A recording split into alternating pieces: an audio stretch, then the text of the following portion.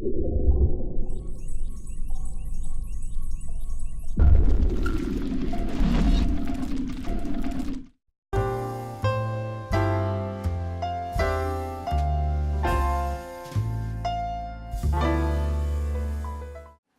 boa tarde. Meu nome é Ana Maria, trabalho aqui no Museu Ciência e Vida. E nesse mês de novembro, né, em comemoração ao Dia da Consciência Negra, celebrado aí no dia 20 de novembro, a gente desenvolve algumas atividades que faz a gente refletir sobre o papel da cultura negra na nossa sociedade, né, nos resquícios do racismo que até hoje continua na sociedade brasileira, como a gente pode superar, o que nos falta ainda de conquistas, né, de direitos. E hoje a gente encerra essas atividades com a palestra do professor Renato Nogueira. Boa tarde a todas e todos. Agradeço a presença de vocês, agradeço o convite no Museu, tá? Ciência e Vida aqui, Duque de Caxias. Agradeço às professoras, professores de vocês que trazem vocês para essa atividade. E como é a proposta que eu tenho feito, né? Eu tenho trabalhado com formação.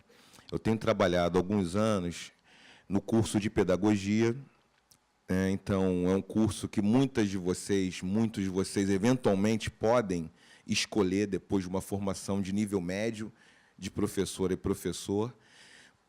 E os meus investimentos de trabalho têm se concentrado atualmente muito também na área de infância, porque eu sou professor do programa de pós-graduação de Educação em Sociedade, Educação, Contextos Contemporâneos, Demandas Populares, PPG Eduque, que é um programa de pós-graduação estrito sensu, que tem nível de mestrado e doutorado, onde eu tenho me concentrado em pensar em infância, relações étnico-raciais, arte, cultura, tenho feito isso.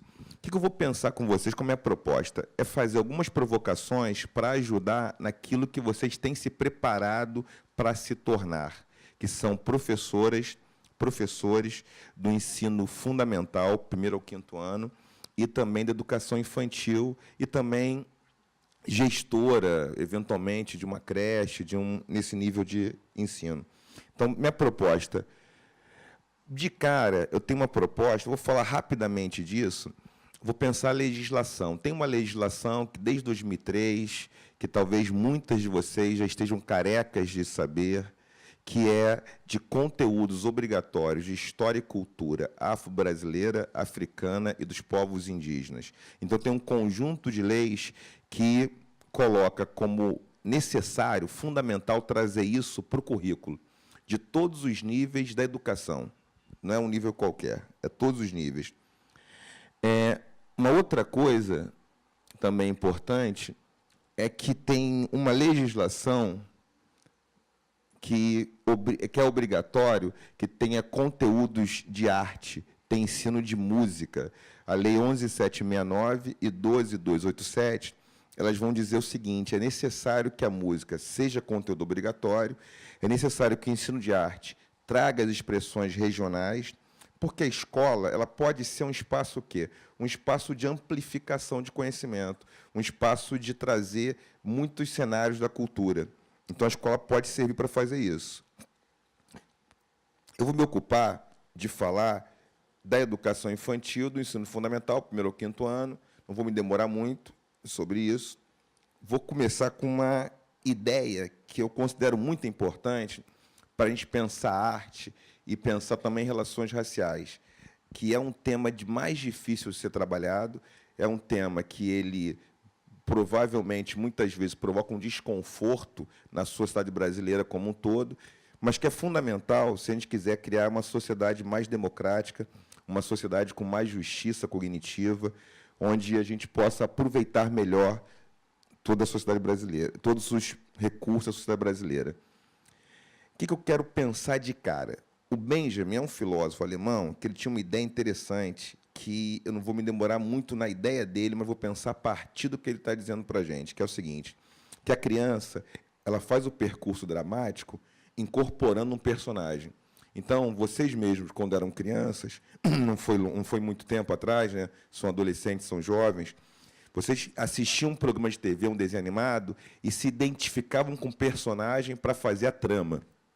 A ideia do Benjamin é essa, que a gente só faz a trama de um percurso literário ou um percurso dramático quando a gente se identifica com um personagem. Em geral, os personagens no universo infantil, da indústria cultural, que é aquilo que está super produzido, tem as princesas, tem os heróis, muitas vezes. Uma coisa fundamental é que isso produz subjetividade na gente. O que eu chamo de subjetividade? Modo de pensar, modo de sentir, modo de se comportar. Só que a sociedade brasileira ela é extremamente plural. Ela não é uma sociedade só de príncipes, princesas, heróis, e não uma sociedade também majoritariamente branca. Por quê? Do ponto de vista formal, e aí uma questão oficialmente falando, o Estado brasileiro, a população brasileira é composta dessa maneira, segundo o IBGE. 50,7% da população é negra. O que é isso? População preta e parda.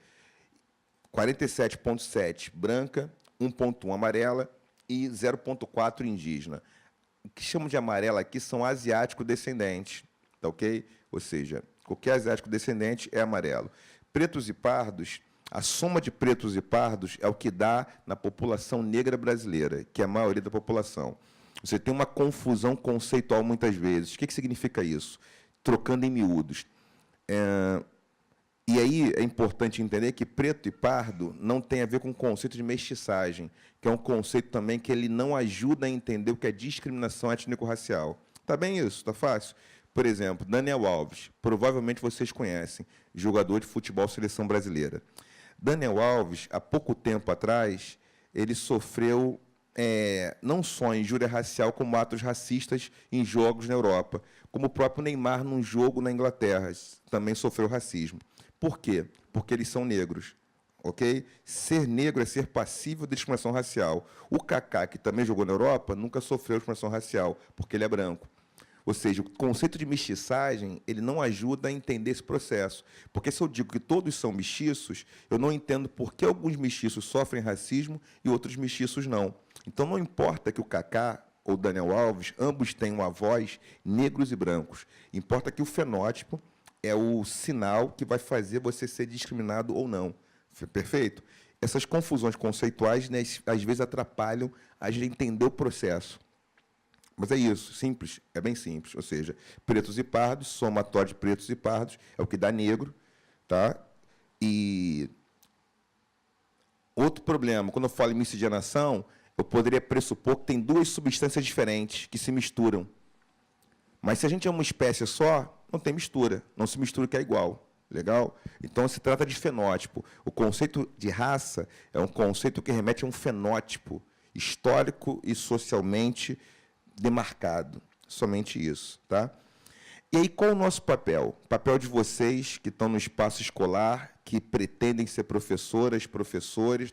E quando eu falo bom dia para todos, boa tarde para todos e todas, eu também estou preocupado com uma ideia que é o sexismo linguístico, que é uma ideia de que as pessoas podem usar o masculino enquanto comum de dois, mas não podem usar o feminino enquanto comum de dois. Quem estuda essa área da linguagem, da linguística, vai entender que tem uma relação de poder que hierarquiza os gêneros, que naturaliza que o homem pode ser sinônimo de humanidade e a mulher não. Ou seja, a linguagem é muito importante, porque a linguagem ela instala a realidade, ela instala perspectivas de mundo, ela apresenta isso tudo. Tá ok? Aí eu volto ali, então minha preocupação tem a ver com isso. Eu não vou me demorar muito nessa ideia, mas tem um conceito funcional interessante hoje, que é o de avatar. Então, provavelmente aqui, muita gente já jogou algum game que goste e que escolheu um boneco, uma boneca para percorrer o jogo. Isso é um conceito de avatar. Você escolhe um avatar. O avatar, você se identifica com um personagem. Numa sociedade como a nossa, múltipla, multirracial, pluriétnica, é muito ruim que os avatares para as crianças sejam só avatares brancos. Tudo bem? Então, isso é um dos primeiros grandes problemas, porque isso não ajuda que a criança se desenvolva a sua própria identidade, nem as crianças negras, nem as brancas, nem as indígenas, nem as amarelas. Isso dificulta muitas coisas. E inúmeros outros problemas acontecem a partir daí. Tem outro cara, que talvez vocês tenham visto em Psicologia da Educação, numa matéria que vocês vão ter lá, que é o Donald Winnicott. é um cara que vai trabalhar umas ideias interessantes sobre objeto transicional. E ele está preocupado. Então, vou dar um exemplo fácil.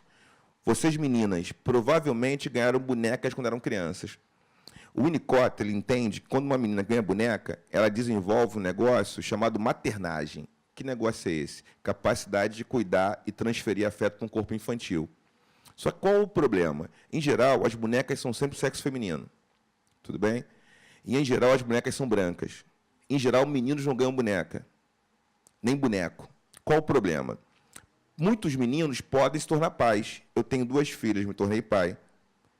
Então, quando a gente entende que tem só um gênero pode fazer isso, o que está significando isso? A grosso modo, o Winnicott nos ajuda a pensar que o seu inconsciente vai ficar plasmado, demarcado, com um tipo de comportamento subrepetício que acredita que eu só posso dar carinho e afeto para um corpo branco infantil. Percebem?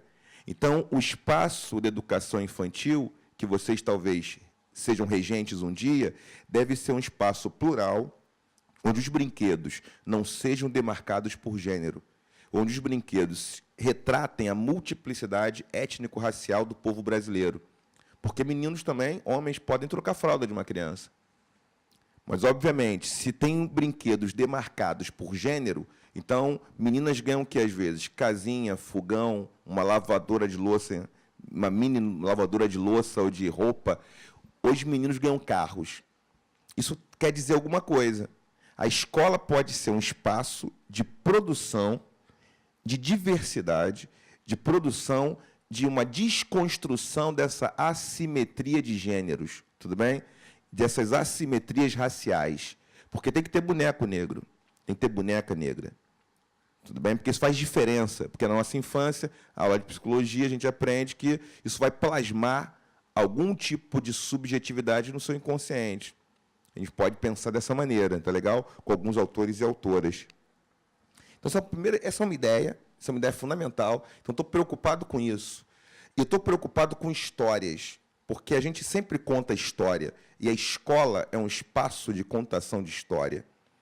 A gente ouve história desde que é criança, e vocês provavelmente, que escolheram essa área, esse curso, provavelmente escolheram um curso de formação de professoras, professores, nível médio, porque vocês acreditam que educar, aprender, pode ser algo importante. Pode ser alguma coisa transformadora. Então, a gente conta a história. Na história do Ocidente, da cultura ocidental, esses caras são marcos. Os irmãos Grimm, fez 200 anos, o primeiro livro que eles publicaram, sobre contos de fadas, e depois, também, antes, o Charles Perrault, que era um francês, que é importante também nessa discussão. Eu vou pensar um pouco com algumas coisas que eles fizeram, vou falar rapidamente disso, diferenciar. Vou deixar ali para vocês verem, que ali tem fábula, aparece fábula, narrativas, que falam de vícios, virtudes humanas, tem alguns expoentes, como Esopo, La Fontaine, tem as lendas, que elas têm, em geral, um herói, um caráter fantástico, lendas de vários tipos distintos, tem lendas como do Rei Arthur, como do Saci Pererê, que é importante a gente, talvez, conhecer ou trabalhar com isso também no espaço escolar, usar o espaço escolar também.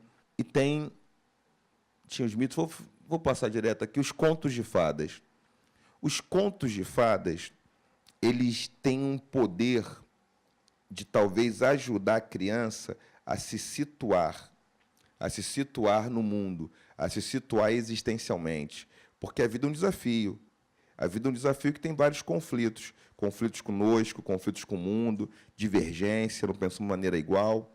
Agora, os contos de fada, e isso tem sido uma questão, eles, em geral, eles têm retratado, eu vou falar deles mais adiante, a ideia de uma princesa que encontra um príncipe encantado, e são contos, em geral, que nem sempre retratam a ambiência do cenário nacional, do povo brasileiro. Tá? Isso é uma questão. Vamos segurar isso? Vou falar disso adiante para vocês. Antes, falando de literatura, e considerando essa ideia, que a gente pode demarcar que a literatura infantil ela ajuda a produzir subjetividade. O que é isso que eu estou chamando aqui de subjetividade? Modo de pensar, modo de sentir, modo de se comportar, modos de desejar, maneiras de se posicionar no mundo. Isso é subjetividade. Subjetividade não é uma coisa individual, que uma pessoa tem diferente da outra. A subjetividade faz parte de um contexto social. Tudo bem? Quando nascem os meninos, se corta o cabelo dos garotos, das garotas deixa ficar comprido, coloca brinco na menina. A gente produz, tem cores para as meninas, cores para os meninos. Tá legal? A subjetividade não é da ordem individual. Ela tem a ver com um processo coletivo de socialização. Aquela aula de vocês, Vygotsky, não sei se já viram Vygotsky na aula, estão vendo? Então, não é isso que o Vygotsky vai dizer, vai explicar, que não é uma coisa só minha, tem a ver com a sociedade, o valor que um objeto tem, a criança não aprende só vendo o objeto, ela aprende vendo como os adultos lidam com aquilo. Legal? Ela vai pensar sobre aquilo, vai fazer inflexões sobre aquilo. Na história da literatura no Brasil, a gente divide, muita gente vai dividir, como a Nelly Novaes Coelho, a literatura em pré-lobatiana, lobatiana ou moderna e pós-lobatiana. O Monteiro Lobato é um marco para a literatura brasileira por uma razão. Ele começa a contar histórias com crianças brasileiras. Ele não só traduz os textos, como tinham feito antes. Ele não é só como as histórias da carochinha. Mas tem questões que a gente tem que levar em consideração no Monteiro Lobato. Quando a gente conta uma história, a gente tem que escolher que história a gente vai contar por uma razão. Porque a história ela tem impactos existenciais na criança. Então, primeira coisa, por que a gente conta essa história e não outra? Qual a razão de contar essa e não outra história? E aí, uma coisa importante nesse contínuo que eu tinha falado para vocês, é desconstrução da assimetria de gênero na infância, que é essas ideias que vocês podem estar lendo aqui. A ideia de guerreiro, a ideia de frágil. Essa desconstrução ela ocorre desde a infância, considerando que é muito limitador a gente fechar os papéis de gênero, porque senão parece que é a obrigação natural das mulheres cuidar das crianças e fazer os serviços domésticos. Isso é reproduzido em níveis diferentes à medida que a gente coloca que tem certos ícones, protótipos de masculinidade e de feminilidade. Então, essa é a primeira coisa que aparece ali, que a gente pode falar que é um repertório feminino, performático feminino ou masculino. Então, por exemplo, as calças femininas, elas são feitas, às vezes, sem bolso. As masculinas não, porque é próprio de uma performance feminina colocar uma bolsa tiracolo. Isso causa muita polêmica, porque quem nunca estudou, nunca leu sobre isso, pode ter muitas confusões. Em 2015, na prova do Enem, que é uma questão de filosofia, com uma questão do Enem, que era uma filósofa, Simone de Beauvoir, que ela dizia, ninguém nasce mulher, a gente se torna mulher. E muita gente não compreendeu o que estava sendo dito, o que ela queria dizer com isso, porque não tinha lido ou não tinha estudado. O que ela está dizendo é que uma coisa é o sexo, a outra é o gênero.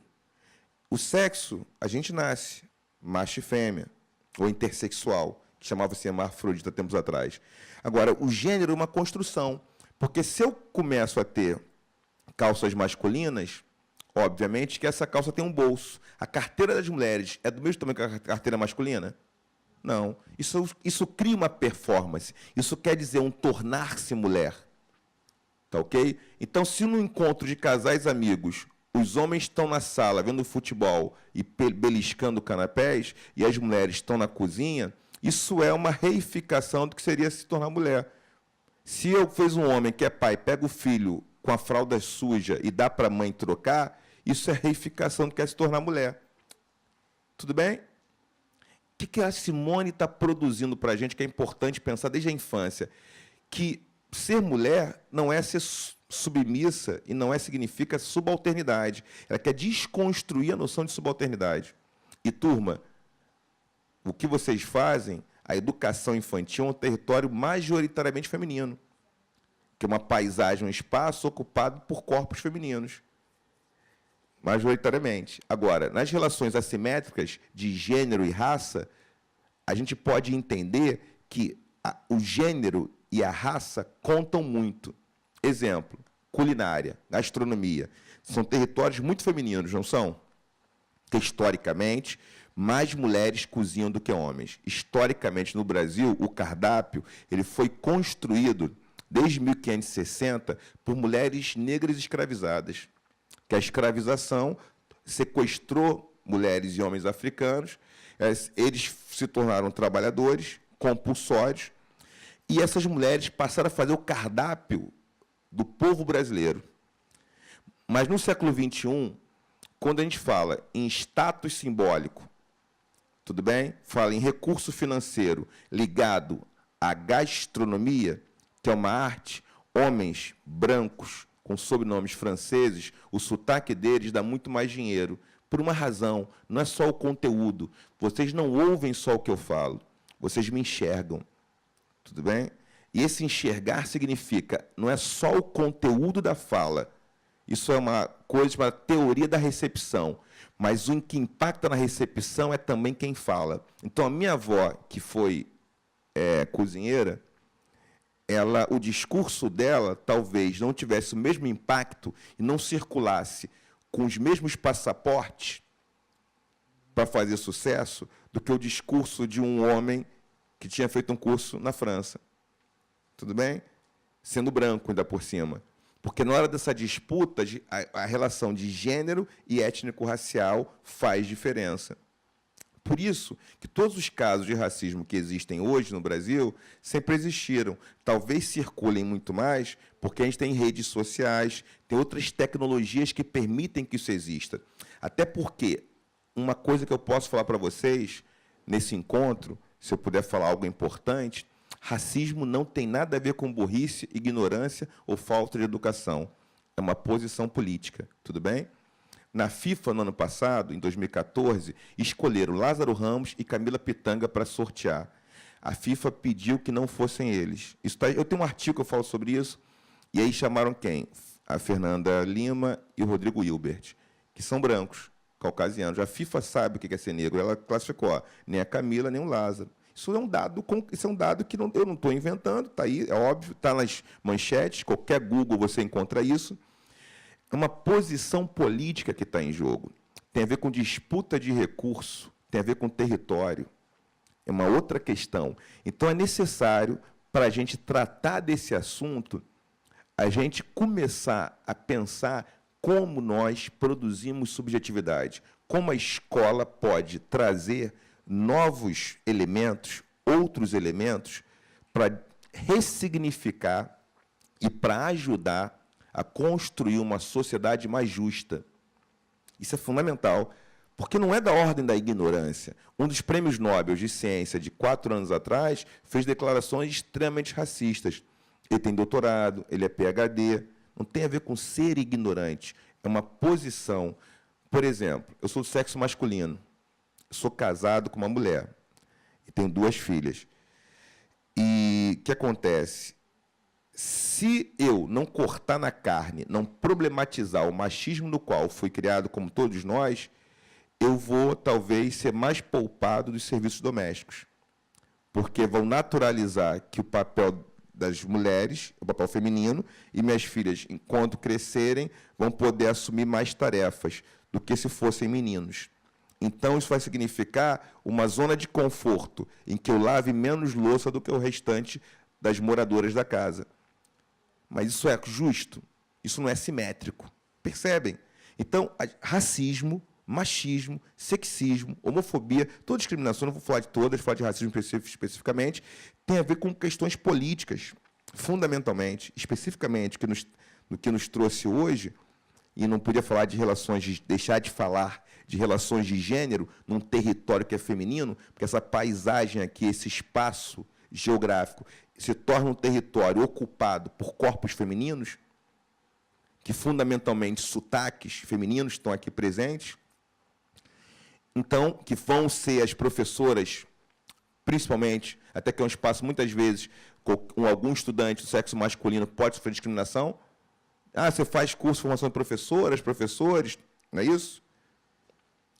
Então, é fundamental entender, tem a ver com privilégio e manutenção de espaços de conforto, zonas de conforto. Não se modificam as coisas só por decreto, mas tem que ter projeto político para isso.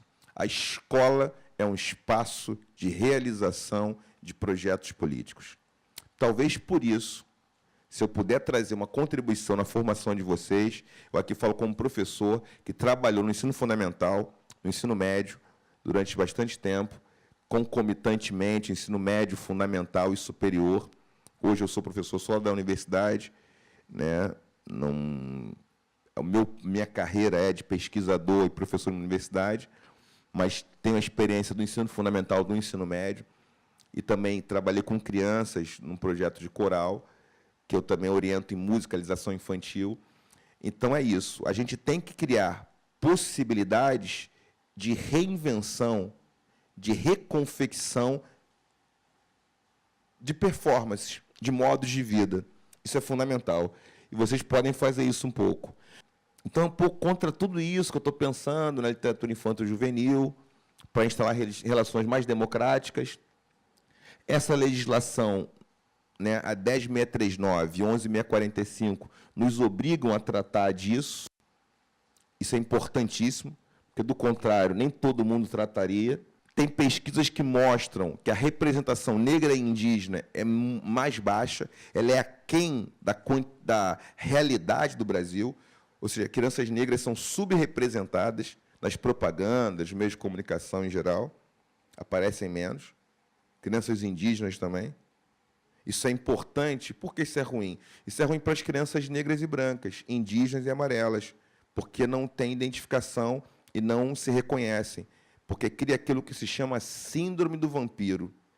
O que é essa síndrome do vampiro? O vampiro não tem... Ele se vê no espelho? Não. Isso faz o vampiro não ter alma. Então, a teoria é que o vampiro, por não ter alma, porque não consegue encontrar sua identidade. Então, o vampiro, nas histórias, né, romenas, nas histórias da Europa do século XVIII e XIX, uma das formas de identificação de um vampiro é que ele não tem reflexo, não tem imagem. Isso é terrível, porque, de repente, um monte de gente aqui não se enxergava, quando era criança, nos comerciais, ou não enxergamos hoje. Eu tenho duas filhas negras, e isso é uma questão importante para a gente. Eu leio um trecho para vocês, que é para dizer o seguinte: quando nós escolhemos um texto, quando a gente escolhe um contexto, é fundamental. Talvez não dá para prever o que isso vai acontecer, para onde isso leva. Não dá para prever para onde isso leva. Eu não sei o que vocês farão com o que eu estou tentando trazer para vocês, com a minha proposta de apresentação. Mas a gente tem que escolher um texto com muito cuidado e pensando que sociedade nós queremos construir. Tá legal? O que a gente quer construir? Tem um texto do Lobato, eu estou com uma versão aqui, versão de 31, que é Reinações de Narizinho. Num trecho ele fala o seguinte: tia Anastácia, não sei se vem, está com vergonha, coitada, por ser preta. Que não seja boba e venha, disse Narizinho. Eu dou uma explicação ao responsável público. Respeitável público, tenho a honra de apresentar a princesa Anastácia. Não reparem ser preta, é preta só por fora e não de nascença. Foi uma fada que um dia pretejou, condenando-a a ficar assim até que encontre um certo anel na barriga de um certo peixe. Então o encanto quebrar-se-á e ela virará uma linda princesa loura. Essa história, essa narrativa do Lobato, em vários momentos o Lobato apresenta a subalternidade dos personagens negros, né? Aquela história que parece uma piada, o nome da farinha é Dona Benta, mas quem faz a comida é tia Anastácia, quem cozinha é tia Anastácia, mas quem recebe é Dona Benta, uma relação que tem indícios escravocratas. A gente pode fazer um negócio chamado análise do discurso. A análise do discurso, ela procura categorias analíticas para poder entender quais as relações de força, tá, dos enunciados, das proposições, dos discursos, como eles são enredados. Tudo bem? Numa análise do discurso aqui, superficial, ligeira, já tem uma hierarquia entre ser negro e ser branco. A princesa loura é bonita, está associado, está naturalizado como a beleza sendo um adjetivo da branquidade. E a negritude, alguma coisa que é da ordem do envergonhar-se. Percebem? Uma análise, isso é um texto interessante para ler para uma criança? Não sei, eu quero... Vocês vão responder aí à vontade. Mas a questão é essa, tem que escolher textos que possam trazer possibilidades, outras, não talvez de reforçar a discriminação. Não estou dizendo que o Lobato não tenha textos interessantes. Agora, está marcado por uma subjetividade que não esconde as hierarquias raciais, de forma alguma, e não esconde uma concepção racialista. Tem outra coisa importante, que é a musicalização infantil, que ela é obrigatória também, mas não é fácil, porque um curso, uma formação de nível médio ou superior, a formação, a nossa área de educação, é uma área de formação continuada. Eu estudo diariamente, eu leio e pesquiso diariamente, não tem como ser diferente. Então, é obrigatório musicalização infantil. Agora, como a gente pensa musicalização infantil? De que modo? Como inserir a música no espaço escolar? Muitas vezes, a escola faz uma apresentação no fim do ano, ou como a Consciência Negra, ou como o Dia dos Povos Indígenas. Muitas vezes aparece como? Pontualmente. É necessário não ser pontual, mas é estrutural. Tem que ser estrutural. Então, é necessário, por exemplo, alguém vai contar a história do Brasil para uma criança. Qualquer historiador, talvez mais sensato, historiadora mais crítico, e tem muitos e muitas, a maioria dos historiadores e historiadoras contemporâneos sabem disso, fazem isso, a gente não precisa falar em descobrimento do Brasil. A gente vai falar em outra coisa. Os tupinambás que moravam aqui chamavam essa terra de quê? Pindorama, ou Terra das Palmeiras. Esse era o nome. Dá para os tupinambás. Que narram que viram uma canoa que chegou, que encontrou ou invadiu um território. Tá? Numa das 9 luas, depois da tempestade. Na 9ª lua, depois da tempestade de Tupã. Isso é uma outra narrativa. É importante reconhecer outras narrativas. Ou seja, falar de escravização a partir de que lugar? De outros lugares. Sequestro, invasão. Não de naturalizar as terminologias. São alguns encaminhamentos. Aí, voltando à musicalização infantil. A Lei 11.769, tá? E a 12.287, que colocam isso para a gente. Então, muitas vezes, a indústria cultural é poderosíssima, não é? Tem, por exemplo, festa infantil hoje, que aparece muito. Alguém falou aí. Alguém falou Frozen, por exemplo, Galinha Pintadinha, não sei. Outra. Também. Sim. Oi? Não, sem problema. Aparece muito isso que é da indústria cultural. Talvez o papel da escola possa ser fazer uma cartografia da diversidade cultural e musical brasileira. E aí, uma criança que mora na região sudeste, é bom que ela possa ouvir carimbó, ela pode conhecer toada do boi, ela pode conhecer jongo, ela pode conhecer não só as músicas que tocam na rádio e fazem sucesso.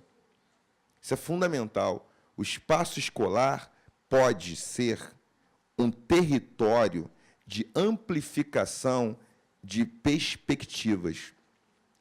Isso é interessante.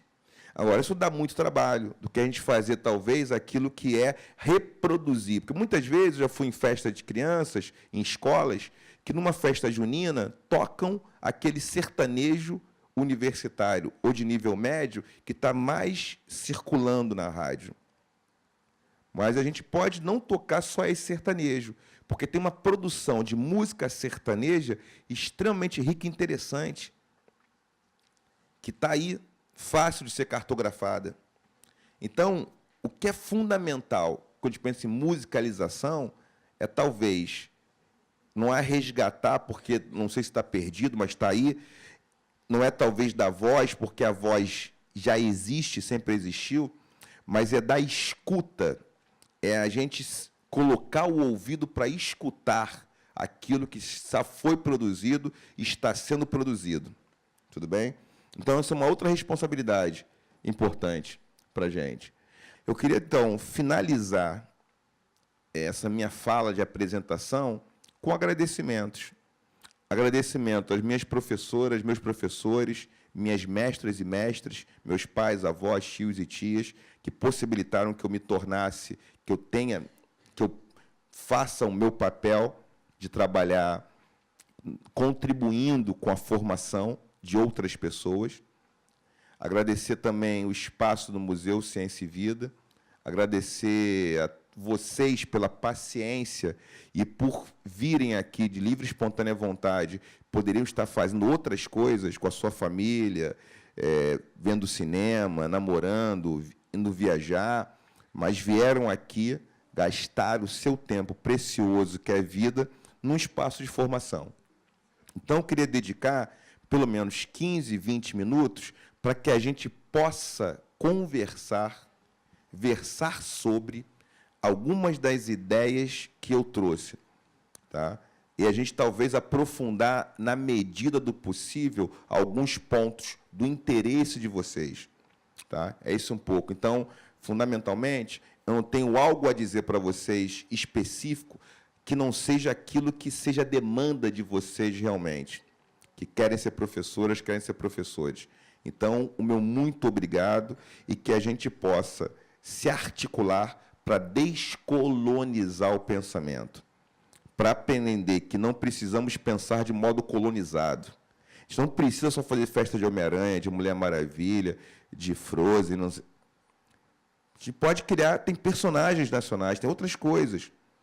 A gente pode criar outras subjetividades. A gente pode ter uma subjetividade com mais autonomia, que seja das nossas próprias raízes, que nos diga mais coisas. Isso é mais fundamental, que nos diga algo. Tá, ok? Isso é importante. E a escola pode ser o espaço para essa experimentação, porque a escola é um território de laboratório, experiência, construção, ressignificação e possibilidade de aprender. Obrigado pelo aprendizado de hoje e meu muito obrigado a todos vocês, todas vocês.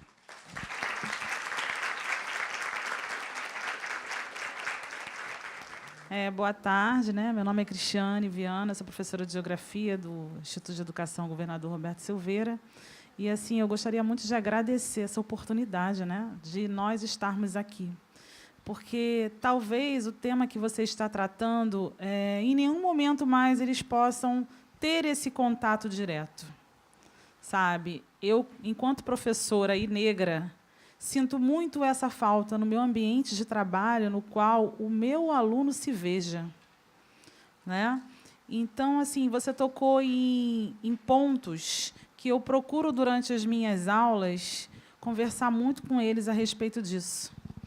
Porque essa invisibilidade do negro, ela existe, né? E, infelizmente, sempre existiu. E eu percebo isso a cada dia, né? No corpo docente da escola que eu trabalho, nos meus alunos, né, que esse espaço ainda não é, nós ainda não vivemos num espaço democrático. E peço a eles que aproveitem o máximo essa oportunidade, porque vocês serão formadores. E eu espero que vocês sejam diferentes. Ou seja, que respeitem a individualidade do outro, né, que não veja o outro pelo seu fenótipo. Né? Fenótipo é aquilo que a gente vê, né? Todos temos essência e temos algo a acrescentar para o outro. E a gente tem que aproveitar como formadores de pensamento. Ou seja, vamos, gente, criar uma sociedade melhor. E é isso que ele está querendo dizer.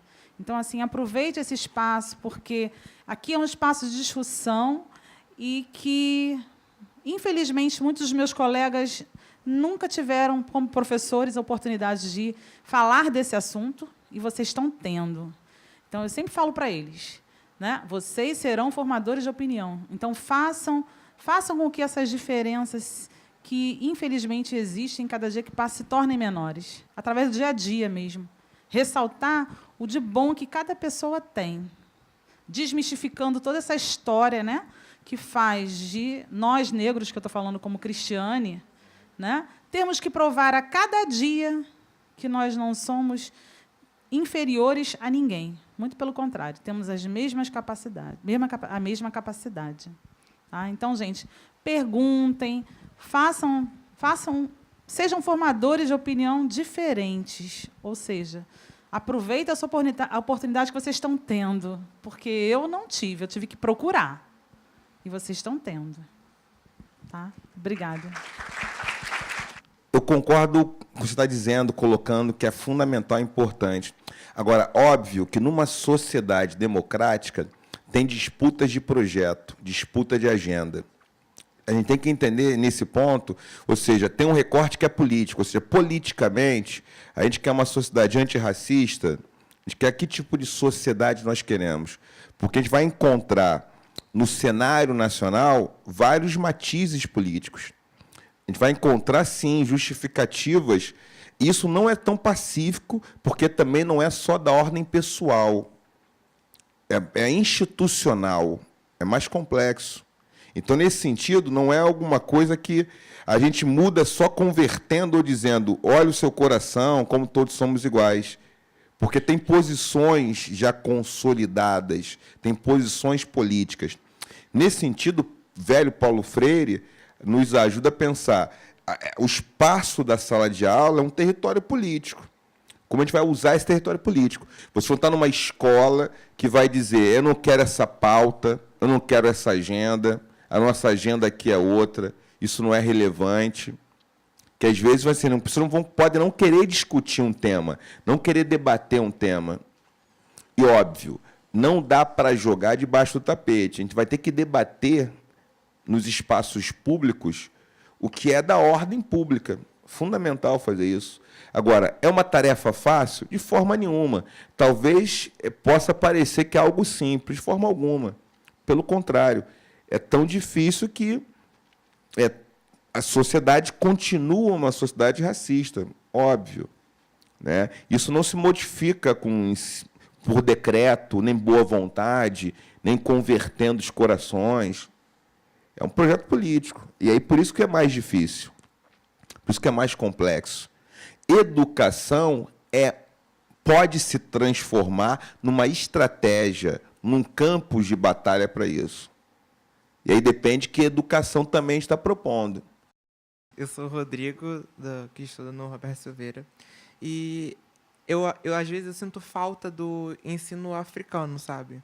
Porque a gente sempre fala sobre os contos gregos e romanos, mas muitas vezes não fala sobre os africanos, sabe? Sobre os deuses africanos. Então, é uma coisa que eu particularmente sinto falta no estudo. Um dos empecilhos, é importante colocar, acho que isso tem que estar no espaço escolar, a legislação já leva para isso, um dos empecilhos tem a ver com racismo antinegro, obviamente. Que, por exemplo, alguém pode alegar, e aí é um terreno muito difícil, é um terreno espinhoso, é um assunto extremamente espinhoso, porque o Harry Potter é bruxo, mas é branco, e é menino.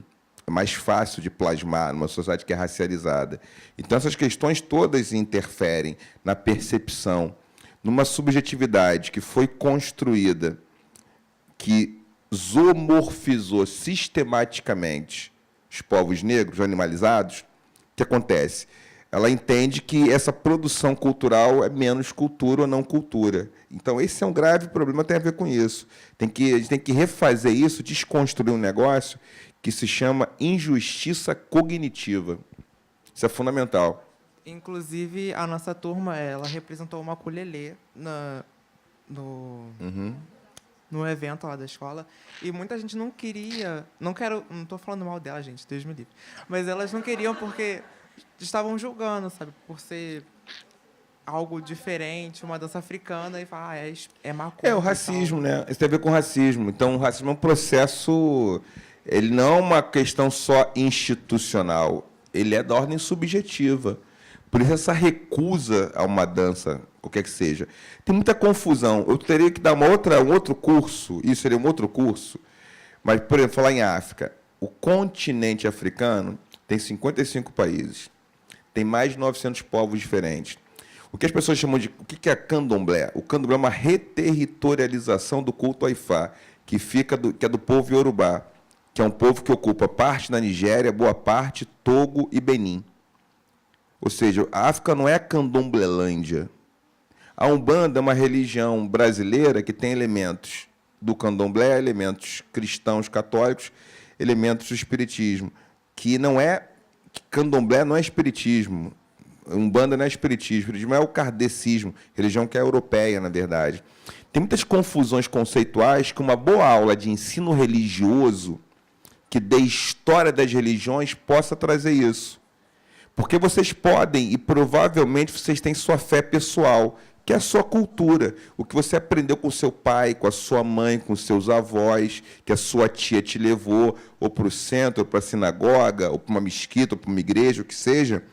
Agora, é fundamental, o desconhecimento, ele também ajuda a turbinar a ignorância, a turbinar a intolerância. É fundamental que a gente possa conhecer e respeitar. Você pode ter, sim, uma filiação cultural, todos temos. Agora, a sua filiação cultural não significa um repúdio a qualquer outra cultura, principalmente porque a autoria é negra. Até porque, entre as igrejas cristãs mais antigas do mundo, sabe qual está? Etiópia. Muita gente não sabe disso, por exemplo. Então, assim, tem tanto desconhecimento que dificulta as próprias relações. Por exemplo, eu não estou falando de religião, mas textos judaico-cristãos, texto cristão, que é o Apocalipse, texto bíblico, que é uma narrativa que é religiosa, também cultural, aponta que Jesus tem a cor da pedra de jaspe de sardônio. Essa pedra é preta, né? É negra. Então, tem tanto desconhecimento. No livro lá, Juízes, fala de Sansão, cabelo trançado, porque é negro. Todos os negros trançavam cabelo. Tem muitas coisas que são mal colocadas. Os hebreus pareciam com os egípcios por serem negros. O texto de Heródoto diz: os egípcios são pretos da cabeça aos pés. Está em Heródoto. Só que você vê série bíblica com as pessoas brancas. Mas não era, tinha trança no cabelo. Era preto. Então, tem várias questões que dificultam. Mas por quê? Tem a branquidade como norma. Por isso, a dificultar. Agora, eu não tenho dúvida, gente, só vocês lerem. Hoje é fácil. Quando eu era estudante, eu era ávido por conhecimento, eu ficava anotando tudo que eu via numa palestra, numa aula, eu anotava as coisas, e ia para a biblioteca procurar. Vocês não, botem colocar no Google. Se vocês lerem um cara chamado Sheikh Anta Diop, ele vai explicar isso com muita tranquilidade. Você vai ver que esses personagens da antiguidade eram personagens negros, por exemplo. Personagens que estão em livros, em escrituras sagradas. Não estou a entrar em uma ou outra, mas vários textos sagrados do cristianismo, que é uma religião muito comum no povo brasileiro, né? Ou católico ou os protestantes, que são personagens negros, mas que não aparecem retratados como se fossem personagens negros.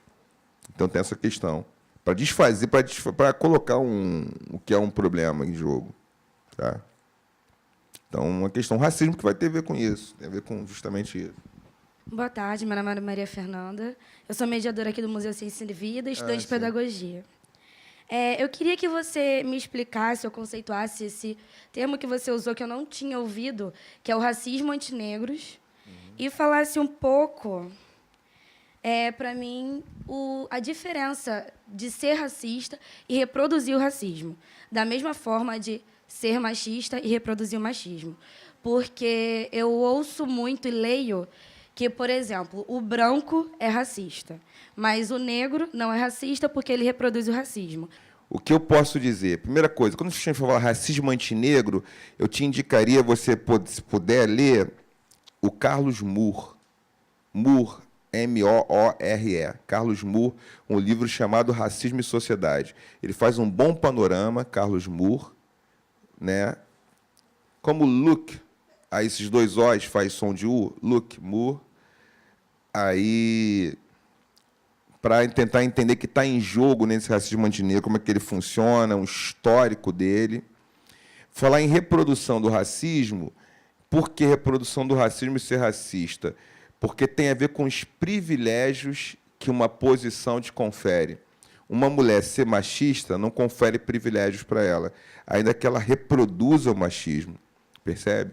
Você ser negro não confere privilégio ser racista. Isso é uma chave de leitura simples que eu estou falando, mas eu posso colocar um slide e os textos para a gente poder trabalhar melhor, quase talvez um mini curso, se fosse o caso, a gente pensar um pequeno debate, para entender. Agora, fatalmente é com privilégio, os lugares de privilégio, os lugares de vantagens competitivas. Então, quando você pratica, que, lógico, você pode ser um homem antimachista, que procura se alinhar com isso, mas não é fácil, porque todos os indicadores, todos os dispositivos de produção de subjetividade levam a essa ideia de que a mulher é objeto. Do mesmo modo, a branquidade, a relação com o racismo acaba se tornando uma ferramenta nas próprias relações de competição. O que a gente pensa tem que fazer com isso é tentar refletir criticamente e problematizar as nossas práticas. Por exemplo, eu estou ali bebendo água, eu tenho discussões ambientais, mas se eu tenho discussão ambiental e bebo no copo de plástico, isso enfraquece o meu discurso. É uma prática, não é só uma palavra. Uma professora foi falar sobre cabelo crespo, uma aluna minha me contando isso, ela tinha um cabelo alisado, ela tem direito de fazer o que ela quiser com o cabelo dela, mas o discurso dela perdeu potência para as crianças, porque ela tinha um cabelo crespo lanoso, natural, mas só que estava modificado quimicamente. Uma criança apontou, a senhora está falando isso, professora, mas você gosta disso? Então, assim, tem um negócio na educação que é coerência performática. Tá? Atuação. Turma, gente, esses assuntos são assuntos extremamente espinhosos. Não é assunto para a gente vai sair daqui se abraçando, se beijando. É só tema que incomoda. Agora, o que eu posso fazer aqui, meu papel? É talvez ajudar com uma bibliografia. Sobre o cabelo, tem a Bell Hooks, Bellhooks. Se quiserem anotar, o texto dela chama-se Alisando o Nosso Cabelo, para fazer a discussão, para conhecer o trabalho que ela faz sobre isso. Então, seriam duas leituras para te ajudar. Outra, tem o Carlos Rasenbaum, que não sei se você já conhece, que também tem um trabalho interessante, você deve conhecer, que ajuda a pensar. Agora, o Moore, vai ser bom pensar a questão do racismo antinegro, que é um tipo de racismo bem específico, tá? Que, para a gente entender como é que funciona a sociedade, sociedades multirraciais. Nas sociedades multirraciais, as populações negras, em geral, estão na base da pirâmide e são as principais usuárias do sistema carcerário. Os Estados Unidos, 13% da população é negra, mas cerca de 58% dos ocupantes do sistema penal são negros. Então, você entende que tem ali alguma coisa que não é da ordem do acaso, mas tem a ver com projetos políticos historicamente colocados. Agora, fundamental para esse debate, vão municiados para poder enriquecer o debate. Agora, não é fácil, eu não converto ninguém, não peço que concordem comigo, mas peço que vocês desconfiem dos seus próprios conceitos. Isso é fundamental para um educador ou educadora. Desconfiem dos seus conceitos e procurem revisitá-los, mas não revisitem seus conceitos sozinhos ou sozinhas. Revisitem com outras mestras e mestres que talvez te façam ir mais longe, porque sozinho chega a ser muito rápido, mas se for com mais gente, dá para chegar mais longe.